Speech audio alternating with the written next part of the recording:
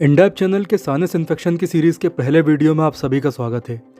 इस सीरीज़ में हम न केवल साइनस की समस्या को पूरी तरह समझेंगे बल्कि इसे पूरी तरह ख़त्म करने के तरीकों को भी जानेंगे। इसलिए जो लोग चैनल पर पहली बार आए हैं वो ध्यान से चैनल को सब्सक्राइब कर लें और जिन्होंने पहले से चैनल को सब्सक्राइब किया हुआ है उन्हें बहुत बहुत धन्यवाद। तो चलिए बिना कोई समय गंवाए अब इस बहुत ही इम्पॉर्टेंट सीरीज़ को स्टार्ट करते हैं। साइनसाइटिस या साइनस इन्फेक्शन एक बहुत ही सामान्य लेकिन बहुत ही परेशान करने वाला इन्फेक्शन है। केवल भारत में 10 से लेकर 15% पॉपुलेशन यानी लगभग 20 करोड़ लोग हर साल साइनस से संबंधित इन्फेक्शन से पीड़ित होते हैं। भारत सहित साउथ एशिया के सभी अंडर डेवलप्ड या डेवलपिंग कंट्रीज़ में यह समस्या बहुत ही गंभीर बन चुकी है। साइनस इन्फेक्शन के अधिकतर मामले अक्यूट इन्फेक्शन के होते हैं, यानी ये 10 से 20 दिनों तक बना रह सकता है और उसके बाद ये इन्फेक्शन अपने आप ही खत्म हो जाता है। लेकिन क्रोनिक मामलों की संख्या भी चिंताजनक स्तर पर है। क्रोनिक साइनस इन्फेक्शन 2 महीनों से भी अधिक समय तक बना रह सकता है और साल में 2 या 3 बार भी हो सकता है। इससे कितनी तकलीफ होती है यह केवल वही जान सकता है जिसे क्रोनिक साइनसाइटिस की समस्या है। इसलिए हमारे जो भी व्यूअर्स इस सीरीज़ को पूरा देखेंगे उन्हें मैं यकीन दिलाता हूँ कि उनका क्रोनिक साइनसाइटिस भी पूरी तरह समाप्त हो जाएगा या पूरी तरह कंट्रोल में आ जाएगा। इस बात को हमेशा याद रखिए कि यदि किसी भी रोग को ठीक करना है, जड़ से ख़त्म करना है, तो हमें उसके बारे में अधिक से अधिक जानकारी होना चाहिए। हम सब कुछ पूरी तरह डॉक्टर और दवाइयों के भरोसे नहीं छोड़ सकते। इसलिए सबसे पहले साइनस की जानकारी लेते हैं। तो देखिए, हमारे स्कल या खोपड़ी में बहुत से खोखले छेद या कैविटीज़ होती हैं जो हमारे सिर को हल्का बनाए रखने में और सांस लेने या रेस्पिरेशन में सहायता करती हैं। इन्हीं खोखले छेदों को साइनस कहा जाता है। एक नॉर्मल साइनस में हवा भरी होती है ताकि हमारा सिर हल्का रहे और इसकी लाइनिंग में छोटे छोटे बाल होते हैं जिन्हें सीलिया कहा जाता है। इन बालों का काम म्यूकस को आगे धकेलते रहना होता है ताकि हमारा साइनस खाली रहे और इसमें हवा भरी रहे। दरअसल हमारे स्कल में 4 जोड़ी साइनस कैविटीज़ होती हैं। फ्रंटल साइनस आँखों के ठीक ऊपर, मैक्सिलरी साइनस गालों की हड्डी में, एथमॉइड साइनस आँखों के बीच और स्फेनॉइड साइनस जो आँखों के ठीक पीछे स्थित होते हैं। इसके बाद आइए देखते हैं कि साइनस क्या और कैसे काम करते हैं। तो देखिए, साइनस कैविटीज़ या छेदों में सॉफ्ट टिश्यूज़ की लाइनिंग होती है और ये कैविटीज़ आमतौर पर खाली रहती हैं।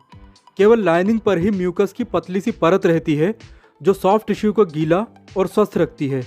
साथ ही ये बाहर से आने वाले बैक्टीरिया, वायरस और धूल या धुएं को भी ट्रैप कर लेती हैं। ये इतनी ज़्यादा महत्वपूर्ण इसीलिए भी हैं क्योंकि जब हम सांस लेते हैं तब हवा इन साइनस पैसेज से होकर ही फेफड़ों या लंग्स तक जाती है। जब हवा इनसे गुजरती है तो यहाँ जमा म्यूकस हवा को मॉइस्ट या नमीयुक्त बना देता है। साथ ही यदि हवा में किसी तरह की धूल, बैक्टीरिया या फंगस है तो वो भी इस म्यूकस में चिपक जाते हैं और बिल्कुल साफ हवा हमारे फेफड़ों तक पहुँचती है। आपने देखा होगा कि सर्दियों के मौसम में ठंडी और सूखी हवाओं से हमारे होंठ फट जाते हैं या स्किन भी डैमेज हो जाती है। और यदि साइनस बाहर से आने वाली हवा को मॉइस्ट या गीली ना करे तो ये सूखी हवा हमारे गले के साथ साथ फेफड़ों की कोशिकाओं को भी नुकसान पहुंचा सकती है। इसीलिए साइनसेस का ठीक तरह से काम करना बहुत ही ज़्यादा ज़रूरी है। तो यहाँ तक हमने देखा कि साइनस क्या होता है और ये कैसे और क्या काम करता है।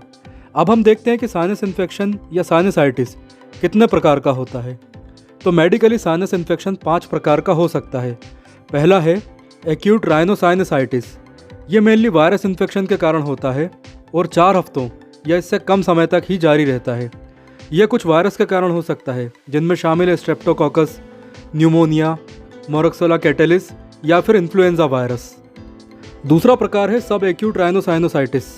इसके लक्षण 3 महीनों तक रह सकते हैं और यह बैक्टीरिया या सीजनल एलर्जी के कारण होता है, जैसे ठंड में सर्दी हो जाना या किसी वायरस से आपको बुखार आ जाना, ये इसके कारण भी हो सकता है। तीसरा प्रकार है रिकरेंट एक्यूट राइनोसाइनोसाइटिस। ये 1 साल में 4 या 5 बार भी हो सकता है, इसलिए इसे रिकरेंट कहा जाता है, जिसका मतलब होता है बार बार होने वाला। इसके लक्षण वैसे तो 7 दिनों तक दिखाई देते हैं लेकिन 10 दिनों तक भी जारी रह सकते हैं। चौथा प्रकार है क्रोनिक साइनोसाइटिस। ये लंबे समय तक रह सकता है, यानी 12 हफ्तों या 3 महीनों से भी अधिक समय तक।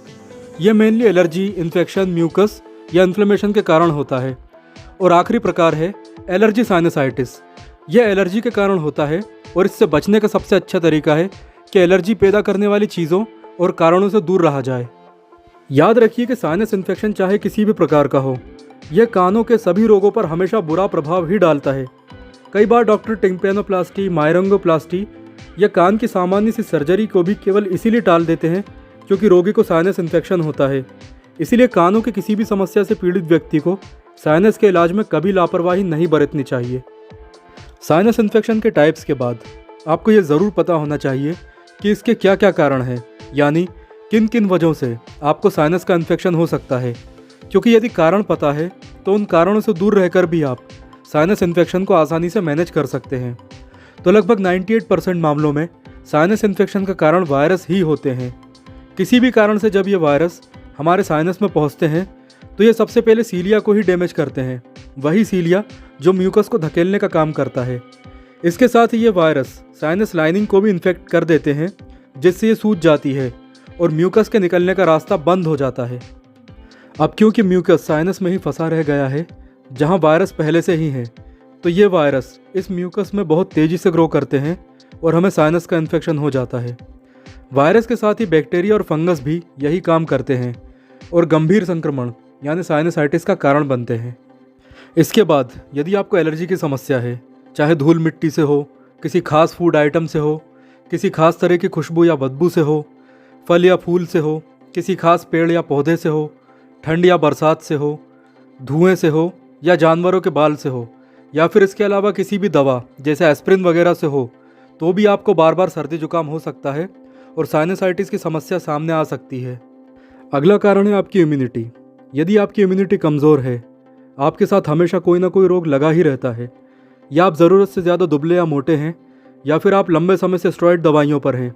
इसके अलावा यदि आप हाइड्रोक्सीक्लोरोक्विन या फिर ग्लूकोकॉर्टिकॉइड्स जैसी ड्रग्स ले रहे हैं जो इम्यूनिटी को सप्रेस करती हैं, तो भी आपको साइनस की समस्या सामने आ सकती है। इसके बाद नाक में मांस का बढ़ जाना, जिसे नेज़ल पॉलिप्स कहा जाता है, ये भी साइनस का कारण बन सकता है। ये पॉलिप्स साइनस को ब्लॉक कर देते हैं और उनमें संक्रमण पैदा हो जाता है। इसके अलावा यदि नाक का सेप्टम टेढ़ा है तो ये भी साइनस को ब्लॉक कर सकता है और इससे साइनसाइटिस की समस्या पैदा हो सकती है। इसके अलावा साइनस का इन्फेक्शन कुछ जेनेटिक बीमारियों के कारण भी होता है, जैसे सिस्टिक फाइब्रोसिस। तो आप इन सभी कारणों पर भी विचार कर सकते हैं।